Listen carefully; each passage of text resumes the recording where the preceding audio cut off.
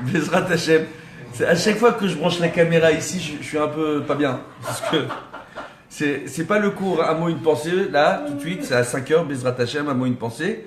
Là, on est une fois de temps en temps, on vient chez nos tireurs d'élite de Natania. Alors, pour ceux qui les ont oubliés, c'est Rabbi Yigal, d'accord, etc.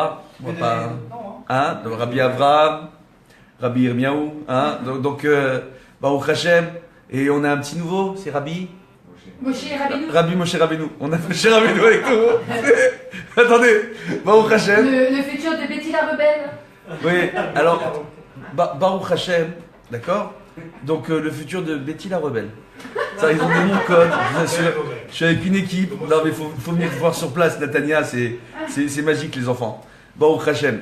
Donc, maintenant, ici c'est un peu différent, donc c'est pas un mot, une pensée, ça va pas être un cours de 5 minutes, ça va être un cours qui va durer un petit quart d'heure, Bezrat Hashem. Et à 5h après on fera un autre cours de 5 minutes, un mot, une pensée, Bezrat Hashem. Mais là tout de suite, c'est les tireurs d'élite de Natania, le cours à thème libre, le cours donc n'est pas préparé. D'accord? Chacun choisit son... Vous avez posé une question, c'est quoi la question du jour? Je suis pas au courant de la question. C'est le même principe que le hameau de pensée, sauf que là c'est une question complète. C'est quoi la question du jour? Il n'y a pas de question. Si, la question c'est pourquoi c'est la femme qui porte le péché quand elle n'est pas, si elle n'est pas sniout. Et c'est pas l'homme, alors que c'est l'homme qui la regarde, qui la convoite, qui la désire. Pourquoi c'est tout le temps elle, vous laissez poser des questions comme ça, elle en plus? Très bonne question. Non, il faut voir que... Attends.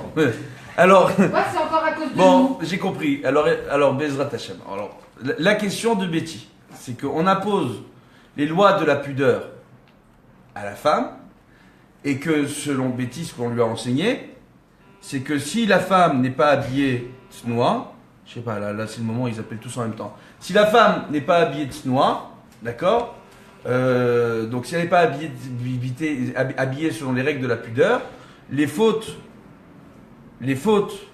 lui incomberaient uniquement à elle. C'est ça? C'est-à-dire si un homme il la regarde alors que la femme n'est pas pudique, toutes les fautes de l'homme lui incomberaient qu'à elle. Bon. Ça va plus loin, si jamais. C'est ce que vous pensez, en tout cas. Ok, très bien. J'adore le cours là. On va se faire des copains aujourd'hui. Le soir avec elle, il pense à la femme à qui il a dit, c'est ça le. Voilà, exactement. Parce qu'après il retrouve sa femme, mais il peut penser à cette femme qu'il a vue dans la journée. Et là, il est avec sa femme et il pense à l'autre. Il est peut-être même encore plus. Je peux? Est-ce que je peux parler? Je peux parler? Ouais. Ah, je sens que c'est un cours, je vais pas me faire beaucoup de copains, mais on va y aller. Bezrat Hashem. Avec l'aide de Dieu. D'accord? Il faut arriver à comprendre, premièrement, hein, que la tsniout, ça vient d'une ordonnance de la Torah. D'accord? Kedushim tiou. Et vous serez saints. Rashi explique, là-bas, sur place, par rapport à Kedushim tiou, que tout endroit où on fera attention de ne pas laisser les gens se comporter selon des mauvaises mœurs, d'accord? Donc aller librement et exposer leur corps, etc. dans les rues, on verra là-bas que dans ces endroits-là, on trouvera plus facilement de la sainteté, de la kdusha, d'accord? Donc dans les endroits où on veut avoir une certaine morale, une certaine sainteté, il faut faire preuve d'une certaine pudeur. La pudeur, c'est pas qu'uniquement une pudeur vestimentaire, d'accord? C'est aussi au-delà de ça, comme on voit dans les psakim du Rav Wosner, une femme qui est habillée de la tête jusqu'en bas, qui est totalement recouverte, le Rav Wosner lui estimait qu'il fallait faire attention. Dans la Gemara, on dit que les couleurs voyantes telles que le rouge, d'accord, ou les couleurs fluo, une femme, elle doit faire attention, elle doit éviter de porter de telles couleurs. Une femme comme un homme, pour ne pas se faire remarquer. D'accord? Concernant l'Aïnara, on dit un des points importants pour se préserver du mauvais œil, c'est d'arriver à vivre discrètement. Oui? C'est un monsieur qui va s'acheter la plus belle Porsche décapotable et qui va se balader dans les rues avec, il s'expose un petit peu. Donc faire attention à ce qu'on fait en réalité. Pas être radin, mais en même temps, hein, faire attention quand on s'expose. Donc au-delà de la tsniout et de la pudeur, il y a aussi le fait de ne pas s'exposer. Rentre là-dedans aussi les mœurs des gens. Aujourd'hui, dans la société moderne, on est en train de constater que la société, elle est en train de muter. Une personne, si elle a une certaine mœurs, qu'elle les garde pour elle, dans son sein privé, d'accord, chez elle. Ça ne la concerne que elle. Les autres ne sont pas là pour juger une personne par rapport à ses mœurs ou cette façon de se comporter. Ça, c'est dans le cadre dans le cadre de sa vie privée. Donc, on n'a pas besoin de voir ça dans les rues. Comprenez ou pas? C'est beaucoup de discussions à ce niveau-là. Ok? Donc, on pourrait reprendre la discussion autour de la Gay Pride, par exemple. Ouais, c'est un truc qui énerve. Parce que les rabbins, dès qu'ils parlent de la Gay Pride, on dit qu'ils sont homophobes. On rappellera simplement que dans la Torah, si on surprend deux hommes en train d'avoir un rapport physique pédéraste, selon les lois de la Torah à l'époque du Sanhédrin, ils étaient passibles de mort, selon les lois de la Torah. Cependant, dans l'histoire du judaïsme, on n'a jamais vu deux hommes ayant commis un tel acte être passés à mort. Deuxièmement, on n'a jamais vu des rabbanim, dans la génération actuelle et les générations précédentes, de faire des appels de mort à l'encontre des homosexuels, que ce soit en Israël ou ailleurs. Chas v'shalom. Ça n'a jamais eu lieu. Au contraire, les rabbanim aujourd'hui prennent position contre le fait, par exemple, qu'en Tchétchénie, on massacre des personnes pour leur homosexualité. Ça fait aussi partie d'une certaine sniout, d'une certaine pudeur, entre guillemets. Ça veut dire aujourd'hui, lorsqu'on voit qu'il y a une Gay Pride qui, d'un côté, au départ, c'est une volonté politique de représenter certains droits pour une certaine partie de la population qui ont décidé de ne pas respecter les commandements religieux de la Bible, et c'est leur problème, d'accord? Donc d'un côté, il y a ça, mais de l'autre côté, il y a une certaine exposition de leur statut, de leur nature. Donc il y a un véritable manque de pudeur à ce niveau-là.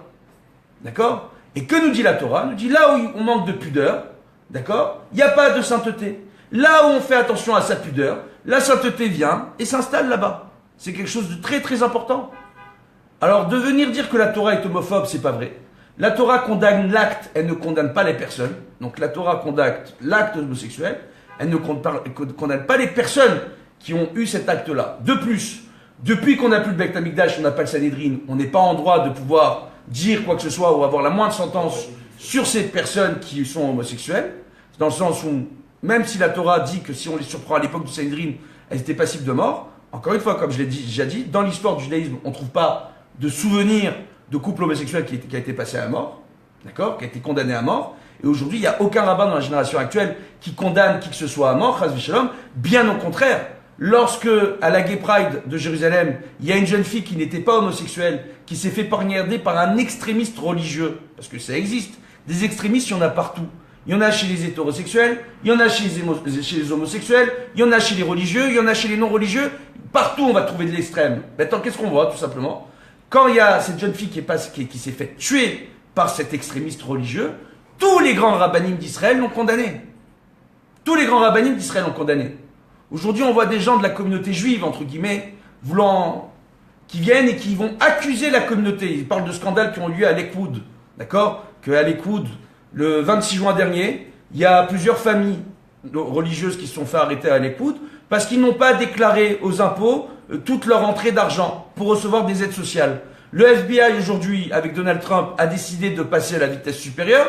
Donc quelqu'un qui n'a pas fait une déclaration, entre guillemets, et qui a profité des aides sociales du pays, il est passible de prison aujourd'hui aux États-Unis. Ça fait 2 ans que les rabbinim de Lakewood ont demandé à tous les gens membres de la communauté, parce qu'ils ont été avertis par les autorités, ont demandé à tous les membres de la communauté d'arrêter d'essayer de vouloir arrondir leur fin de mois en profitant des aides sociales aux États-Unis. Maintenant, attendez. On va dire, le rabbin, voilà, il balance que les juifs profitent des aides sociales. Attendez, excusez-moi. Dans le monde entier, on a des gens, quelle que soit leur confession, qui, lorsqu'elles sont dans le besoin, profitent des aides sociales des gouvernements dans lesquels ils sont en place. D'accord? Maintenant, aux États-Unis, ils ont décidé de passer à la vitesse supérieure, d'arrêter les gens. D'accord? Il y a des gens qui viennent et qui disent, ah voilà, quand des religieux. Premièrement, il y a 2 ans de ça, les rabbinim ont été les premiers à condamner les gens qui font une chose pareille. Deuxièmement, Al-Pi Halakha, tous les rabbinim le disent, c'est assourd de le faire. On le dit, c'est assourd de le faire, on le condamne. Nous, les rabbinim. Maintenant, la vérité, c'est que quand on a affaire à des gens qui ne respectent pas la Torah, qui ne respectent pas les mitzvot, quand on a affaire à des gens qui sont homosexuels, de par leur homosexualité, ils sont en contradiction avec l'ordonnance même de la Torah qui interdit l'homosexualité. Donc ils n'observent pas la Torah. Ils peuvent dire ce qu'ils veulent. À partir du moment où j'observe pas un certain commandement de la Torah, j'observe pas la Torah dans son entier. Donc j'observe pas la Torah, et quand on parle d'un des pires actes qui existent au regard du judaïsme, on peut pas dire qu'on respecte la Torah. On est d'accord ou pas? Ça a commencé avec votre question de Tzniut. On rappelle, on va y arriver, Bezrat Hashem. Donc quand on voit ces gens-là maintenant qui viennent et qui montent du doigt la communauté, qui montent du doigt les juifs, qui montent du doigt les rabbins, ils sont en train de faire quoi? Ils ne veulent pas prendre sur eux le Ol Malchut Shamaïm, donc de prendre sur eux le joug de la royauté divine totalement, tel que Dieu nous l'a ordonné, et ils veulent la salir. Donc ils s'exposent, ils manquent de pudeur en plus. Même dans leur façon de s'exprimer, ils manquent de pudeur. Rabbeinu Yonah, il rapporte une chose qui est extrêmement importante. On rappelle que c'est un Rishon.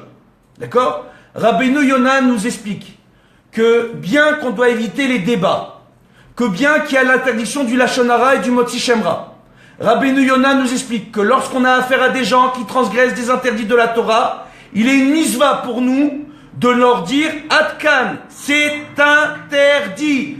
Etla, tu peux monter au ciel et redescendre 10 fois, ça ne change rien au fait que l'homosexualité est interdite par la Torah. Et ce n'est pas être homophobe. J'ai déjà eu à plusieurs reprises affaire à des homosexuels qui sont venus me voir pour prendre conseil. En tant que rave, je leur réponds. Je leur réponds.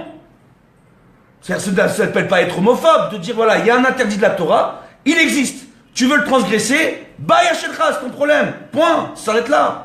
Ne viens pas salir toute une communauté parce que tu as décidé, toi, d'aller à l'encontre d'un interdit. Ça ressemble à ces gens qui passent leur journée au téléphone à voler des petites gens, d'accord, dans les différentes escroqueries qu'on connaît. Et puis dès qu'ils ont l'occasion de pouvoir taper sur les rabbins, c'est la même chose. C'est la même. Le monsieur, il vole toute la journée au téléphone d'autres personnes, et puis de temps en temps, il va taper sur les rabbins à la fin de sa journée. Tu es en train de transgresser un interdit de la Torah, tu viens taper encore sur les rabbins. Qu'est-ce qu'on aime taper sur les rabbins? C'est une génération, on aime ça. Donc maintenant, on va continuer Bezrat Hashem, notre cours. Voilà, fallait qu'on le dise, parce qu'arrive à un moment donné, Rabbeinu Yonah nous dit, c'est une misva pour nous, quand on a affaire à des gens qui sont à l'encontre des lois de la Torah, des gens qui volent, des gens qui vont à l'encontre d'un interdit de la Torah, que ce soit l'homosexualité ou n'importe quel autre interdit. C'est une misva pour nous de leur dire, Atkan, là vous n'avez pas le droit. Mais tu te dois de faire les reproches à ton prochain, Benihima, de façon agréable, de façon sympathique. Mais combien on est là, et on est ouvert d'esprit, et on discute avec les gens. À combien de fois dans ma vie de rabbin, j'ai eu affaire à des gens qui ont eu différents problèmes à n'importe quel niveau. On est là pour vous. Nous les rabbinim, on vous aime, on est là pour vous. On passe notre temps, on passe notre vie à sacrifier notre temps, notre énergie pour vous, pour s'occuper de vous. Mais ça, les gens n'ont pas envie de le voir, on a envie de salir tous les rabbinim. Et ça, c'est pas très top. Parce qu'en réalité, à travers le fait, quand on a affaire à des gens qui veulent aujourd'hui salir les rabbinim, on a affaire à des gens qui délibérément veulent salir la Torah parce qu'ils ont des intérêts dedans. Ils ont des intérêts, ils veulent vous détourner de la Torah pour vous faire entrer dans autre chose. Donc, Be'ezrat Hashem, on voit donc que la tzniout, ça passe par Kedushim Tiou, une ordonnance de la Torah. Donc, Rachid nous explique que là où on fait attention à être pudique, la sainteté vient. Là, on ne fait pas attention. L'impureté vient s'installer là. D'accord? Et après, il a inscrit en plus là-bas, dans Sefer Vayikra, je crois, Al titmiu bechol ele, ki bechol ele nitmiu agoim. Ne venez pas vous rendre impur dans des comportements impudiques. On ne parle pas d'un comportement plus qu'un autre, on parle de tous les comportements impudiques. D'accord? Car les nations du monde se sont perdues, se sont rendues impures à travers de tels comportements.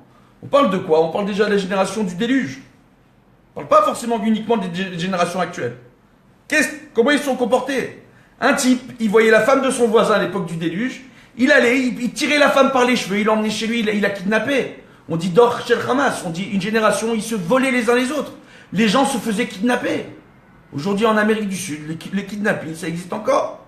Là, allez-nous. Il y a encore des régions de ce monde où les gens se font kidnapper. On voit des jeunes femmes qui se font kidnapper en Europe de l'Est et qui deviennent des esclaves, d'accord, malheureusement, ça m'énerve, je vous assure, vous ne pouvez même pas expliquer. Quand on parle de la tzniout, c'est un sujet qui est très particulier. Je vais vous expliquer pourquoi. Parce qu'aujourd'hui, malheureusement, il y a énormément de fausses idées autour des problèmes de tzniout. Et on va essayer d'expliquer ça de façon claire, d'accord? Be'ezrat Hashem. On voit en réalité la différence qu'on se doit de faire quand on respecte la Torah et les mitzvot, c'est justement par cette tzniout. Et la tzniout est imposée aux hommes comme aux femmes. Aux hommes comme aux femmes. C'est-à-dire un homme, il ne peut pas venir s'amuser à se balader en short en pleine ville. C'est pas de sa noix. Vous comprenez ou pas? En plus, on lui aura demandé. Hein. S'il a des petits problèmes de surpoids, il n'a pas demandé à avoir tous ses bourrelets en pleine ville. Je sais pas, je vous explique ça. D'accord? Donc, ça c'est premièrement. Ok? Donc ça concerne tout le monde, les hommes comme les femmes. Maintenant, il faut bien comprendre. Les problèmes de tzniout, il y a 3 dimensions. Il y a une dimension personnelle, où c'est une faute personnelle, qui ne concerne que la personne. Donc une personne qui n'est pas tsnoa, une femme qui n'est pas tsnoa, pour répondre à votre question, d'accord? tel que c'est expliqué dans la halakha, une femme qui n'est pas tsnoua, en réalité c'est un problème qui lui est personnel, c'est une faute personnelle entre elle et son créateur. Maintenant il est vrai que lorsqu'un homme ou une femme qui ne sont pas pudiques vont se balader dans la rue, parce que ça existe dans les deux sens, aujourd'hui on a tendance à trop simplifier, d'accord, et vont donner de mauvaises idées à des hommes et des femmes mariés en les regardant dans les rues aujourd'hui, d'accord, il faut être réaliste. Ce n'est pas bien pour eux parce que s'ils ont provoqué de mauvaises pensées à des gens mariés en les regardant, quelque part ils prennent sur eux en partie les fautes de ces gens-là, à travers leurs mauvaises pensées. Mais, il faut savoir une chose, c'est aux gens aussi, chacun dans la rue, de voir, ils ont une mise-là de Shmirat Einaim. L'autre il ne fait pas attention à ses yeux, d'accord. Maintenant il est exposé à un homme ou une femme qui n'est pas de sanoua dans la rue, d'accord, qui vont le pousser à mal parler de l'autre, ou à avoir de mauvaises pensées à cause de cela. Malheureusement, vous comprenez ou pas? Qu'est-ce qui se passe en réalité? La personne qui n'a pas été pudique prend sa faute de ne pas avoir été pudique sur elle-même, d'accord? Mais en plus, elle prend en partie de la faute de l'autre. Mais l'autre aurait dû faire attention à ses yeux. Donc c'est à nous de faire attention à nos yeux. Sinon, comment expliquer qu'un rabbin comme moi se balade dans les rues de Netanya? Vous croyez quoi? En réalité, on doit faire attention. Ça veut dire, ça va encore plus loin que ça. Ça veut dire qu'il y a une façon de regarder. Il y a des gens qui passent devant toi dans la rue, tu les fixes même pas. Et puis il y a fixé. Vous comprenez ou pas? On voit dans la rue aujourd'hui, on va donner l'exemple des femmes. Des femmes, parce que c'est ça l'exemple que vous donnez, Betty. Des femmes qui sont pas tsnoua dans la rue. On passe dans la rue, et puis elles passent. On n'a pas été détaillé. Et puis il y a à les regarder et détailler. Et à les détailler la morphologie, regarder un endroit plus qu'un autre, etc., etc. Là, qui a le plus de fautes? Celle qui s'est exposée ou l'autre qui est parti regarder, scruter de haut en bas? L'autre, à chaque fois qu'il pose son regard, il a une faute sur elle. Le fait qu'elle ait pu engendrer, c'est au niveau social. Il faut arriver à comprendre. En fait, c'est partagé, il faut partager. La faute est partagée, exactement. Mais c'est au niveau social qu'on doit se différencier, faire attention à notre sniout. C'est quelque chose d'extrêmement important. Donc, dans un premier temps, il y a une dimension personnelle. Chez celui qui regarde, c'est une faute qui lui est personnelle. Et chez la personne qui s'expose, c'est une faute qui lui est personnelle à elle aussi. D'accord? Maintenant, quelque part, les deux sont complices dans la même faute. De la même façon que moi, j'ai des mauvaises pensées, si Chas Veshalom, j'ai des mauvaises pensées en regardant une personne qui n'est pas pudique dans la rue. D'accord? De la même façon, je prends sur ma tête aussi la faute de la personne qui est sortie non pudique dans la rue. Ça, on oublie de le dire. C'est Zohar, il le rapporte. Le Zohar, il rapporte qu'une femme qui n'est pas noire, donc une femme qui n'est pas pudique et qui sort dans la rue, d'accord, et qui va donner de mauvaises pensées à un homme marié, d'accord, de par son manque de pudeur. Là-bas, on parle de quoi? On parle d'une femme qui réellement s'expose, que même un homme qui est tzaddik, il va regarder. Vous comprenez ce que je suis en train de vous dire? C'est-à-dire, on va vous parler de femmes comme les starlettes de Cannes, entre guillemets, pour ceux qui ont un peu de culture, ok? Ou c'est des jeunes femmes qui vont là-bas, d'accord, et qui vraiment s'exposent, ils veulent choquer à travers une façon de se vêtir et de se comporter et de marcher. Alors oui, une femme qui est comme ça, elle a un problème, elle va prendre sur sa tête, parce qu'elle provoque la faute. Alors qu'une qui a pris l'habitude, on va dire comme ça, elle a pris l'habitude de s'habiller en short, d'accord, elle sort pas en maillot de bain dans la rue. Elle est en short, pas trop serrée, etc. Elle est sortie dans la rue. Il y en a un qui vient, qui la regarde. Après, tout est relatif. On n'est pas dans les contes d'Akadosh Baruch Hu. Ouais. C'est aussi aux gens d'apprendre à éduquer leur regard. Aujourd'hui, malheureusement, on est dans un monde où on ne peut pas sortir dans la rue sans être exposé à des gens qui ne sont pas habillés selon toutes les règles de la pudeur juive. Qu'est-ce qu'on fait? On arrête de sortir dans les rues? Ouais, mais en même temps, Vous comprenez ou pas? Il y a un regard à éduquer. Celui que ça dérange, il a qu'à regarder par terre. Il n'y a personne qui lui demande de lever sa tête. D'ailleurs, on apprend de Avraham Avinu qu'Avraham Avinu en permanence, à chaque fois on dit qu'Avraham Avinu il levait la tête. Pourquoi? Parce qu'Avraham Avinu, quand il marchait, il passait son temps à regarder en bas. Moi, Baruch Hashem, j'ai une bracha extraordinaire. Je ne sais pas si vous avez déjà fait attention. Vous me voyez marcher dans les rues, j'enlève mes lunettes. Et je dis à mes enfants que c'est une bracha d'avoir des lunettes. Quand j'enlève mes lunettes, vous êtes tous des taches dans la rue. Oui? Tous des taches. Vous devenez tous flous. D'accord? De toute façon, c'est une génération où il n'y a que des... tout est flou. Ben pour Joseph. Donc quand j'enlève mes lunettes... Ça t'empêche pas de ne pas prendre un poteau quand même. Hein. Le poteau, tu le vois quand même. Mais je vois plus rien. Tu vois plus le détail. Il n'y a plus le détail de rien. Donc quand j'enlève les lunettes, Baruch Hashem, on n'a plus le détail de quoi que ce soit. Baruch Hashem. Donc il faut faire attention à ces petits points-là, au niveau de la tsniout. Donc il y a cette dimension qui est personnelle. Donc c'est partagé. La deuxième dimension qu'il y a au niveau du manque de tsniout, c'est que ça peut atteindre l'éducation de nos enfants. Comprenez ou pas? Parce que malheureusement, on le voit de génération en génération. Moi, je me souviens de mes grands-parents qui disaient, mais c'est quoi cette génération de fous? Oui. Et je me dis, mais quand va arriver le moment où moi, je vais comprendre que j'ai vieilli, je vais dire, mais c'est quoi cette génération de jeunes? Ils sont fous. Oui.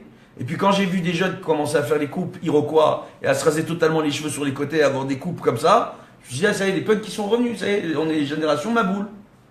Oui. Donc en réalité, qu'est-ce qu'on essaie de dire? C'est que justement, parfois le manque de pudeur à un niveau ou à un autre, il y a des niveaux dans la pudeur juive. Comprenez, dans la pudeur, dans la façon de se vêtir, de se comporter et de parler aussi. Comprenez? Et de s'exposer. Eh ben, ça aura des conséquences sur l'éducation de nos enfants. Ça, c'est une deuxième dimension. Et c'est une autre faute dans le problème de la tzniut. Parce que toute la volonté de la pudeur, c'est justement, de rester simple, de rester à sa place, d'apprendre avant de juger son prochain, à bien réfléchir au sujet, avant de devoir se prononcer, malheureusement, si on ne nous laisse pas le choix de devoir nous prononcer. Comprenez ou pas? C'est toute une règle de pudeur, Baruch Hashem. À partir du moment où cette pudeur, cette règle-là de pudeur se met en place, il y a l'amour de son prochain qui se met en place. Il y a l'humilité qui vient avec. Il y a plein de conditions qui viennent et de midot, de qualité humaine et divine qui viennent avec la tzniut, qui vont engendrer que ça va nous faciliter quelque part notre travail dans l'éducation de nos enfants. Comme ça peut nous bousiller l'éducation de nos enfants. Si moi, je m'expose, je me permets de juger en public, je parle à voix forte, à voix haute, j'apostrophe les gens dans la rue, je me permets de dire ce que je veux, quand je veux, comme je veux, etc., il y aura forcément, malheureusement, des risques de conséquences sur l'éducation de mes enfants. Et le troisième point, et on arrêtera là, Bezrat Hashem, le shiur, je crois qu'on en a suffisamment dit, avec l'aide de Dieu, je sais, vous avez une connexion ici, les tireurs d'élite, ta connexion n'est pas bonne, est-ce qu'il paraît? Viens, on continue. Bezrat Hashem, ouais, toi, ça marche. Non, je suis en train de vérifier, tout va bien. Alors, avec l'aide de Dieu, on voit que le troisième point qu'il y a, c'est que justement, lorsqu'on fait attention à ça, par rapport à cette pudeur-là, il y a une logique au sein du peuple d'Israël qui se met en place. Ce ne serait pas magnifique des gens entre eux qui apprendraient à se parler avec amour, avec respect, qui pourraient dialoguer sans s'insulter? Ce ne serait pas magnifique? Et de là on apprend, et c'est le troisième point qui est important, que la tzniut, ce n'est pas que le vêtement. C'est aussi une façon de parler, de se comporter vis-à-vis de son prochain. Et de ne pas déranger aussi, de la même façon que je ne veux pas déranger le regard de mon prochain, je ne veux pas déranger et causer du mal à mon prochain, lui causer un dommage à mon prochain, à un niveau ou à un autre. Pas uniquement à cause de ma pudeur, mais je ne vais pas, moi, m'amuser demain, je suis avec ma moto, d'accord? Je suis passé à côté d'une voiture, j'ai griffé la portière de la voiture, je me dis, c'est pas grave, il a son assurance, et je m'en vais. Quelqu'un qui sera sanoa, qui sera pudique, d'accord? Et qui aura l'amour de son prochain, il se dira, bon, quand même, peut-être qu'il n'est pas assuré tout risque. Peut-être que ça va le coûter. Peut-être, viens, je laisse mon numéro, viens, je cherche le propriétaire. Viens, on discute. C'est important quand même. Il y a une certaine logique qui nous préserve à bien des niveaux, sur bien des lois. Et c'est la raison pour laquelle que les lois de la tzniut, et il y a d'autres versets qui en parlent, sont rattachés principalement à ce verset-là, Kedoshim Tziyu. À partir du moment où on a la tzniut, la pudeur, dans nos propos, dans notre façon de nous comporter, dans notre façon de nous parler, dans notre façon de régler nos différends entre nous, dans la façon de ne pas nous exposer aux yeux des autres nations, à régler nos différends entre nous au sein de la communauté, auprès de nos rabbanim, auprès de nos chefs spirituels, qui sont là pour nous guider, qu'on accepte leur aide, qu'on accepte le fait qu'ils nous guident, qu'on accepte le fait qu'on puisse échanger avec eux, et que les rabbanim, leur rôle à eux, c'est d'être ouverts d'esprit pour rapprocher le plus grand nombre de personnes sans rentrer dans les réformes, Chas v'Shalom, du judaïsme. Donc qu'est-ce qu'on voit par rapport à ça justement?